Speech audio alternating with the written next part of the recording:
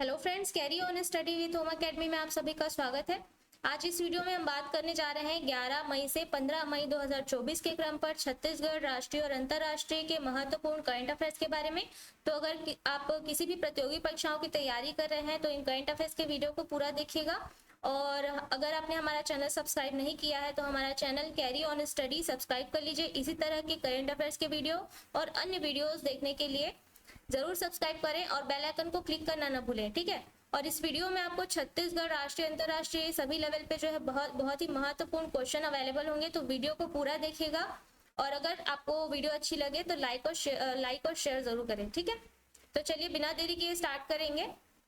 आपका पूछा गया प्रश्न है, हर साल विश्व थैलेसीमिया दिवस कब मनाया जाता है? ठीक है, तो याद रखिएगा इसका आंसर है 8 मई को हर साल विश्व थैलेसीमिया दिवस मनाया जाता है, ठीक है। विस्तार पर बात करेंगे। ये एक अनुवांशिक बीमारी है। इसके लक्षण जन्म से 3-4 माह जन्म से लेके जो 3-4 माह के जो बच्चे होते हैं उनमें दिखने लगते हैं, ठीक है। अनुवांशिक बीमारी है मतलब ये माता पिता से आने वाली बीमारी है और इससे पीड़ित लोगों में हीमोग्लोबिन सामान्य से कम पाया जाता है, ठीक है।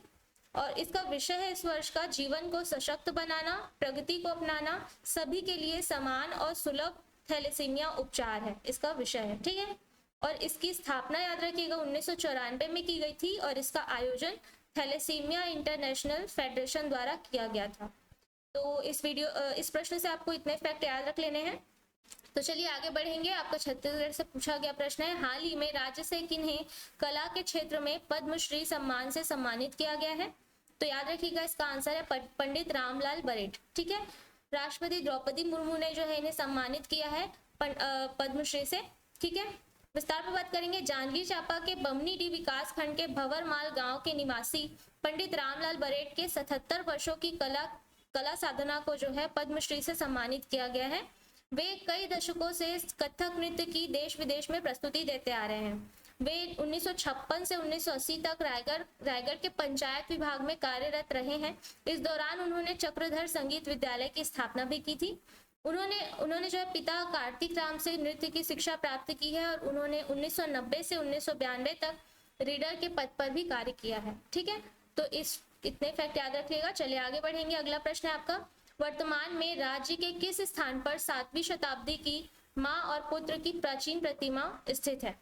तो याद रखिएगा मल्हार, बिलासपुर के मल्हार में जो है माँ और पुत्र की जो है प्राचीन प्रतिमा स्थित है। 7वीं शताब्दी की है ये, ठीक है। विस्तार पर बात करेंगे। प्रदेश के मल्हार, सिरपुर, तर्रीघाट, जमराव सहित अनेक स्थानों में मां स्वरूप कई प्राचीन एवं दुर्लभ मूर्तियां जो है मिली हैं, ठीक है। छत्तीसगढ़ में मल्हार की आदमकद स्त्री की प्रतिमा को स्कंद माता और ग्राम देवी भी कहा जाता है। यह ममता और वात्सल्य की एक सच्ची प्रतिकृति है।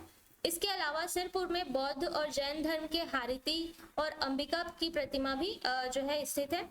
और बीजापुर और सुकमा में सप्तमातृका की प्रतिमा स्थित है। महासमुंद जिले से लज्जा गौरी और मड़वा महल की प्रतिमाएं भी मिली हैं, ठीक है। चलिए आगे बढ़ेंगे। अगला प्रश्न आपका, भारत देश की राष्ट्रीय तितली ऑरेंज ऑकलिफ का घर कौन सा राज्य है? ठीक है, तो याद रखिएगा छत्तीसगढ़ जो राज्य हमारा राज्य है ये ऑरेंज ऑकलिफ का घर है, ठीक है।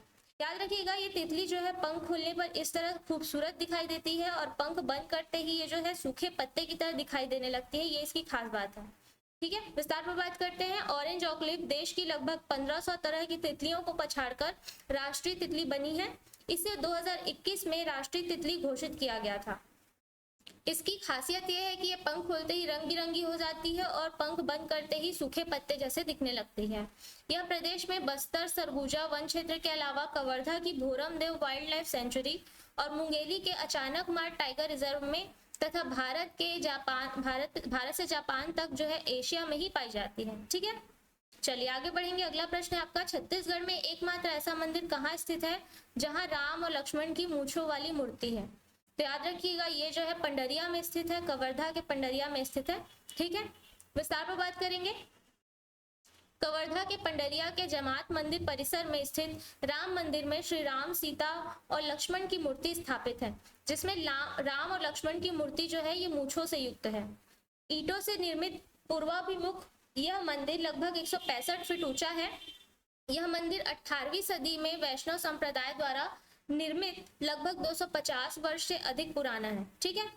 और छत्तीसगढ़ के अलावा अन्य राज्यों में भी ऐसी मूर्तियां पाई गई हैं, याद रखिएगा। लेकिन छत्तीसगढ़ में एकमात्र ये मंदिर है, मूंछों वाली जो राम और लक्ष्मण की मूंछों वाली मूर्ति यहाँ पे स्थापित है, ठीक है।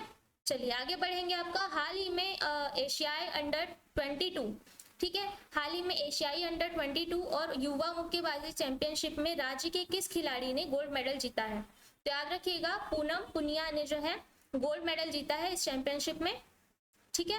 विस्तार पर बात करेंगे। एशियाई अंडर 22 और युवा मुक्केबाजी चैंपियनशिप जो है 27 अप्रैल से 7 मई तक कजाकिस्तान के अस्ताना में आयोजित की गई।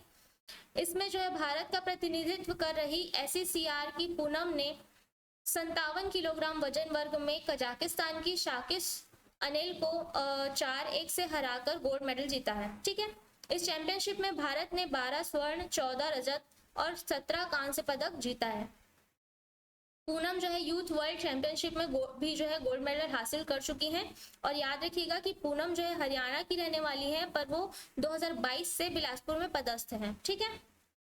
अगला प्रश्न आपका, राष्ट्रीय स्तर पर भारत में हर साल राष्ट्रीय प्रौद्योगिकी दिवस कब मनाया जाता है? तो याद रखिएगा 11 मई को हर साल जो है राष्ट्रीय प्रौद्योगिकी दिवस मनाया जाता है। विस्तार पर बात करेंगे। राष्ट्रीय प्रौद्योगिकी दिवस 2024 का विषय स्कूलों से स्टार्टअप तक नव प्रवर्तन के लिए युवा दिमागों को प्रज्वलित करना है, ठीक है। और 11 मई 1998 को भारतीय सेना ने राजस्थान में ऐतिहासिक पोखरण परमाणु परीक्षण किया था।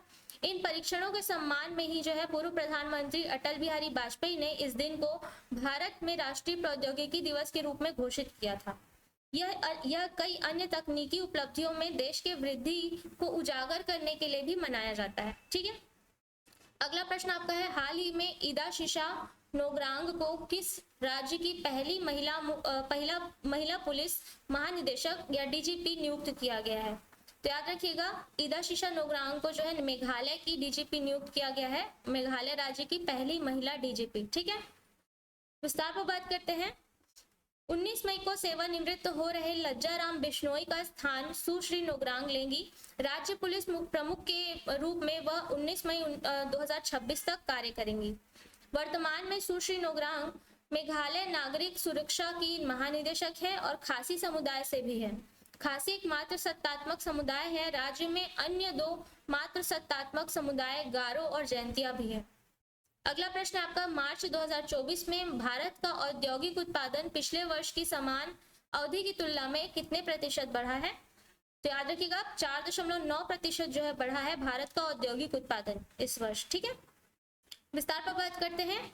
सांख्यिकी और कार्यक्रम कार्यान्वयन मंत्रालय के नवीनतम आंकड़ों के अनुसार मार्च 2024 के लिए IIP का त्वरित अनुमान 159.2 था। विनिर्माण क्षेत्र ने 5.2% की उच्चतम विकास दर दिखाई है। इसके बाद बिजली 8.6% पर और खनन जो है 1.2% पर रहा है।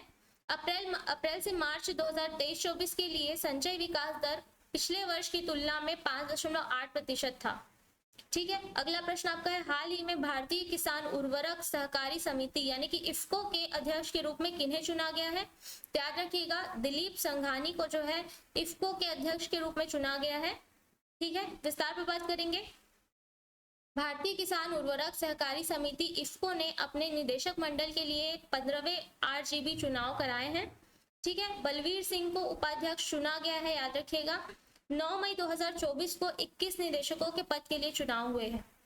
भारतीय किसान उर्वरक सहकारी समिति एक बहुराज्य सहकारी समिति है, याद रखिएगा। यह उर्वरक के निर्माण और विपणन में भाग लेती है और इसकी स्थापना 1967 में 1967 में हुई थी। इसका मुख्यालय नई दिल्ली में है। अगला प्रश्न आपका है, हाल ही में शीर्ष 25 रैंकिंग में प्रवेश करने वाली पहली भारतीय महिला टेबल टेनिस खिलाड़ी कौन बनी है? तो याद रखिएगा मनिका बत्रा जो है पहली भारतीय महिला टेबल टेनिस खिलाड़ी बनी है शीर्ष 25 रैंकिंग में प्रवेश करने वाली, ठीक है। विस्तार पर बात करेंगे। सऊदी स्मैश की सफलता के बाद मनिका बत्रा अपने करियर की सर्वश्रेष्ठ रैंकिंग 24 पर पहुंची है।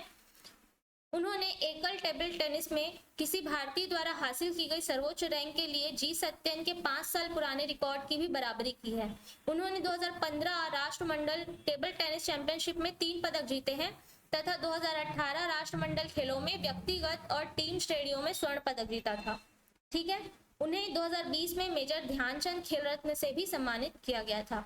ठीक है, चलिए आगे बढ़ेंगे। अगला प्रश्न है आपका, हाल ही में इसरो द्वारा किस राज्य में नए तरल रॉकेट इंजन का सफल परीक्षण किया गया है? तो याद रखिएगा तमिलनाडु में जो है इसका सफल परीक्षण किया गया है। ठीक है, विस्तार पर बात करेंगे।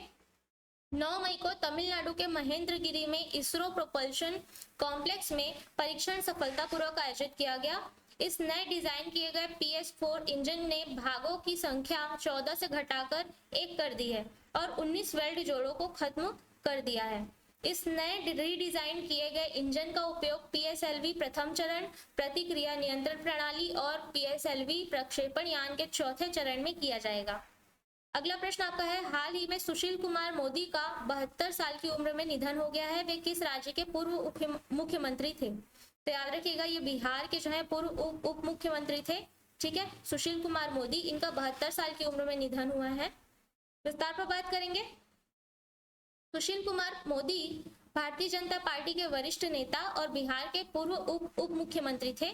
वह कैंसर से पीड़ित थे। वह 2005 में पहली बार मुख्यमंत्री बने तथा उन्होंने बिहार के चौथे उप मुख्यमंत्री के रूप में भी कार्य किया है। ठीक है, याद रखिएगा उन्होंने मुख्यमंत्री नीतीश कुमार से जो है भामाशाह उपनाम अर्जित किया था। याद रखिएगा, ठीक है, क्वेश्चन कहीं से भी बन सकते हैं, जैसे कि किस मुख्यमंत्री ने नीतीश कुमार से जो है भामाशाह उपनाम अर्जित किया था। तो आप हर फैक्ट को याद रखिएगा।